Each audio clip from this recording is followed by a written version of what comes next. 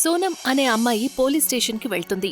అక్కడ కానిస్టేబుల్తో ఇలా అంటుంది, నా చెల్లెల్నెవరో చంపేశారు. ఏంటి?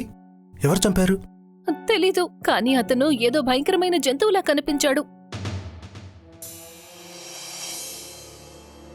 కానిస్టేబుల్ సోనంతో సంఘటనా స్థలానికి వెళ్తాడు.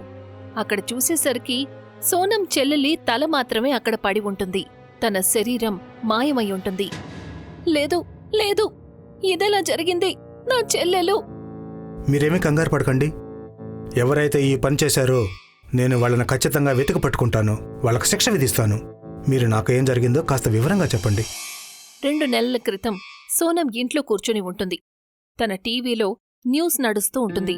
ప్రతిరోజు అందరి శవాలు ఒకసారి రోడ్డు మీద, ఒకసారి కాలువలో దొరుకుతున్నాయి. తల లేని మొండెం, శరీరం లేని తల దొరుకుతున్నాయి. సూత్రాల ప్రకారం ఈ హత్యలన్నిటినీ మనిషి చేయడం లేదు. మనిషి చేయట్లేదా? మరింకెవరు చేస్తున్నారు? మనిషిది కాకపోతే రాక్షసుడిది అయ్యుంటుంది.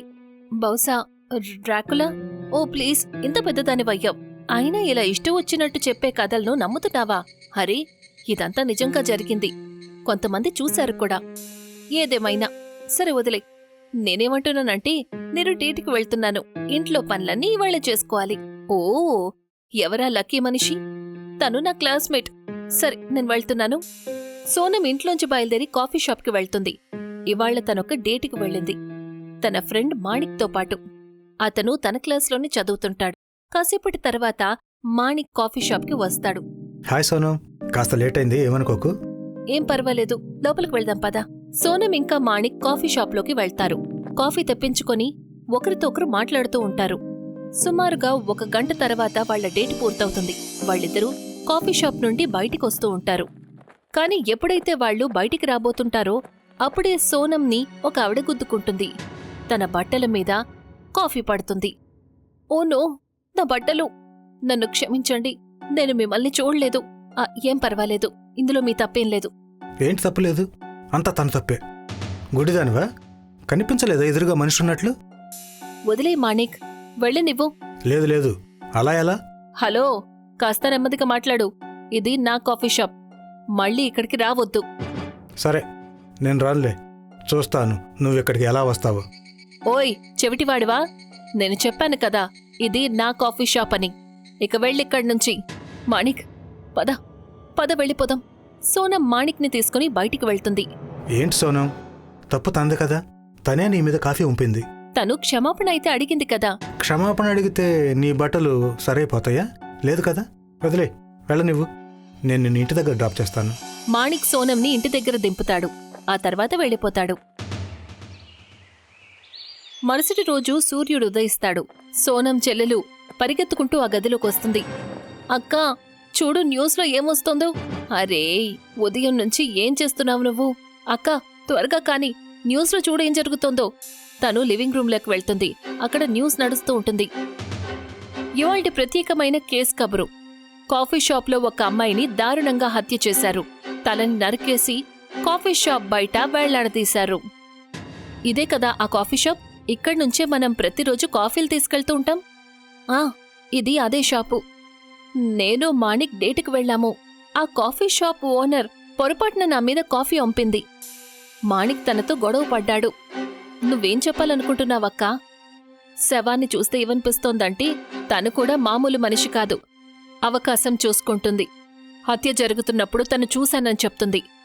అదే మాట విందాము. నిన్న రాత్రి నేనొక వ్యక్తిని చూశాను. అతను కాఫీ షాప్ ఓనర్ని వెంబడిస్తూ ఉన్నాడు. మా ఇంటి దారి కూడా అటువైపే వెళ్తుంది. అందుకని నేను కూడా అతని వెనకాలే వెళ్లాను. ఉన్నట్టుండి ఆ వ్యక్తి రాక్షసుడిగా మారిపోయాడు. కాఫీ షాప్ ఓనర్ తలను నరికేశాడు. అది చూసి నేను భయపడిపోయాను. అక్కడ్నుంచి పారిపోయాను. అయితే చూశారు కదా, ఈ మహిళ సాక్ష్యం చెప్తోంది. తనొక మనిషిని రాక్షసుడిగా మారడం చూసిందట. అతనే ఈ కాఫీ షాప్ ఓనర్ని చంపాడట. ఇదంతా నిజమేనా? ఒకవేళ నిజమైతే ఈ నగరంలో మనిషి రూపంలో ఒక రాక్షసుడు తిరుగుతున్నాడు. ఇంట్లోనే ఉండండి, సురక్షితంగా ఉండండి. ఇదంతా విన్న తర్వాత సోనంకి చెమటలు పడుతున్నాయి. సోనం చెల్లెలు సోనంతో ఇలా అంటుంది. ఏమైందక్కా? ఎందుకింత కంగారుగా ఉన్నావు? ఏం లేదు. ఉన్నట్టుండి సోనం ఫోన్ రింగ్ అవుతుంది. తను ఫోన్ చెక్ చేస్తుంది. మాణిక్ తనకి కాల్ చేస్తూ ఉండటం గమనిస్తుంది. సోనం ఫోన్ లిఫ్ట్ చేస్తుంది. మాణిక్ సోనంతో ఇలా అంటాడు. హాయ్ సోనం, ఇవాళ సాయంత్రం నువ్వు నన్ను పార్కులో కలుస్తావా? ఆ ఇవాళ మనం సాయంత్రం కలుద్దాం. సాయంత్రం అవుతుంది. సోనం పార్కుకి చేరుకుంటుంది. కొన్ని క్షణాల తరువాత మాణిక్ కూడా అక్కడికి వస్తాడు. సోనం మాణిక్ని 1-2 ప్రశ్నలు అడుగుతుంది. మాణిక్, నువ్వు ఈ మధ్య వార్తలు చదువుతున్నావా? నగరంలో చాలా మందిని హత్య చేస్తున్నారు, కనిపించకుండా పోతున్నారట.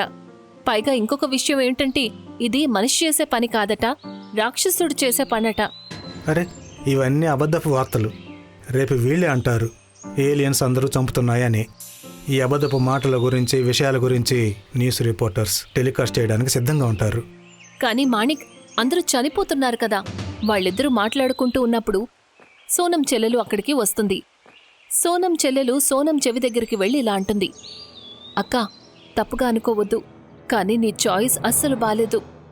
బాగలేదా? ఏ, నాకేంటి లోపం? నేను మా అక్క చెవిలో చెప్పాను, కానీ నీకెలా వినపడింది? అదంతా వదిలే. ఇంతకు నువ్వు చెప్పు, నాలో ఏం తప్పుంది? నువ్వు నీ చెల్లెలతో ఎందుకు అలా చెప్పావు? అది నేనేమన్నాను అంటే... ఏమన్నావు నువ్వు? చెప్పు, ఏమన్నావు? చాలా ఆపు మాణిక్, తను నా చెల్లెలు. అరే అక్క, వదిలే తన గురించి. తన మొహం చూస్తేనే పిచ్చివాడని అర్థమవుతోంది. ఇంతకంటే మంచి అబ్బాయి దొరుకుతాడులేండి. ఏమన్నావు? మాణిక్, తనని వెళ్ళనివ్వు, మనం రేపు కలుద్దాం. సోనం తన చెల్లెలతో ఇంటికి వెళ్ళిపోతుంది. రాత్రవుతుంది. సోనం ఇంకా తన చెల్లెలు పడుకుంటారు. సోనం చెల్లెలు అర్ధరాత్రి వేళ లేస్తుంది. కిచెన్లోకి నీళ్లు తాగడానికి వెళ్తుంది.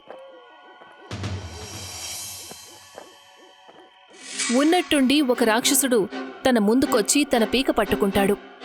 సోనం చెల్లెలు చాలా గట్టిగా అరుస్తుంది. ఆ సంఘటనంతా సోనం పోలీస్ స్టేషన్లో చెప్తుంది. మీకెవరి మీద అనుమానం ఉందా? నా ఉద్దేశం ప్రకారం ఇదంతా మాణిక్కే చేశాడు. నువ్వు చెప్పేది షూరా? తెలీదు. వాళ్ళు మాట్లాడుకుంటూ ఉన్నప్పుడు ఒక తాంత్రికుడు పోలీస్ స్టేషన్కి వస్తాడు. రండి తాంత్రికులు గారు, రండి. మీకోసం ఎదురు చూస్తున్నాం. మీరు మాకేదో చెప్పాలనుకుంటున్నారు కదా? ఎన్నైతే శవాలు, ఎంతమంది అయితే ఈ నగరం నుండి మాయమైపోయారో ఆ పనంతా కూడా ఒక పిశాచే చేసింది. అది మనిషి మాంసం తింటుంది. వాటిని మీరు అఘోరీలంటారు. వాళ్ళు మనుషుల మధ్యలోనే ఉంటారు, మనుషుల రూపంలో. కానీ రాత్రి కాగానే తన ఆకలి రెట్టింపైపోతుంది. వాళ్ల స్వభావం చాలా కోపంగా ఉంటుంది. వాళ్ల కళ్ళు దూర దూరాల వరకు చూడగలుగుతాయి. చెవులు సీక్రెట్గా ఉండాల్సినవన్నీ బయటకు చెప్తాయి. తాంత్రికులు గారు, దాన్ని పట్టుకునే ఉపాయం ఏమైనా ఉందా మీ దగ్గర? ఖచ్చితంగా ఉంది. తనని గుర్తుపట్టు. ఉదయాన్నే అక్కడికి వెళ్ళి తన పీక పిసికేయాలి. కానీ చీకటి పడటానికి ముందే తనని పట్టుకోవాలి. సూర్యుడు అస్తమించే లోపే తనని పట్టుకోవాలి, లేకపోతే తను మిమ్మల్ని చంపేస్తుంది. తాంత్రికుడి మాటలు విని కానిస్టేబుల్ ఇంకా సోనం మాణిక్ ఇంటికి వెళ్తారు. వాళ్లు చేసిన తప్పు ఎంత పెద్దదంటే అతను అర్ధరాత్రి వేళ తన ఇంటికి చేరుకుంటారు. కానిస్టేబుల్ మాణిక్ ఇంటి తలుపుని కొడతాడు. తలుపు తెరుచుందేమోనని చూడాలనుకుంటాడు. ఇన్స్పెక్టర్ సోనంతో ఇలా అంటాడు. ఈ మాణిక్ తలుపు అసలు అర్ధరాత్రి వేళ ఎందుకు తెరుచుంది? తెలీదు. కానిస్టేబుల్ సోనం వాళ్ల ఇంట్లోకి వెళ్తారు. లోపలికి వెళ్తారు. కానిస్టేబుల్ ఇల్లంతా వెతుకుతాడు. కాని తనకి మాణిక్ ఎక్కడా కనిపించలేదు. అప్పుడే వాళ్లకు కూడా మనతో పాటు రావాలి అనే ఉద్దేశం ఉంటుంది. సోనం, కిచెన్లో నుంచి ఏదో శబ్దం వస్తుంది. కానిస్టేబుల్ తన తుపాకీని తీసుకుని కిచెన్ వైపు వెళ్తాడు. ఎప్పుడైతే అతను సోనం కిచెన్లోకి వెళ్తారో అప్పుడు వాళ్ళు చూసేసరికి మాలిక్ ఎవరో మనిషి శరీరాన్ని తింటూ ఉంటాడు. అతను వెనక్కి తిరిగి కానిస్టేబుల్ సోనంని చూసి ఇలా అంటాడు. సోనం, నువ్వు ఇక్కడేం చేస్తున్నావు? ఇక నువ్వు నీ చేతుల్ని బయట పెట్టుకోవాలి. దెయ్యం రూపంలో ఉన్న మనిషి. ఎప్పుడైతే కానిస్టేబుల్ తన పిస్తాల్ని మాణిక్ వైపు తిప్పుతాడో మాణిక్ ఎంతో వేగంగా పదునుగా ఉన్న తన పళ్లతో కానిస్టేబుల్ గుండెల మీద దాడి చేస్తాడు. ఇక కానిస్టేబుల్ అక్కడే కళ్ళు తిరిగి పడిపోతాడు. సోనం, ఇది నా నిస్సహాయత.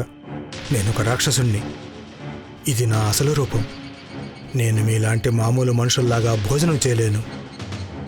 మనుషుల మాంసమే నా ఆకలిని తీరుస్తుంది.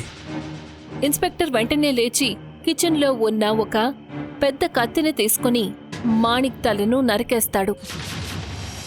తనని చంపడానికి ఇంకా వేరే మార్గం ఏమీ లేదా తాంత్రికల్ గారు? ఉంది బాబు, కానీ మనుషులకు అది చాలా కష్టమైన పని. తనని చంపాలనుకుంటే తన తలని శరీరం నుండి వేరు చేయాలి. ఒక తప్పు మాణిక్ కూడా చేశాడు.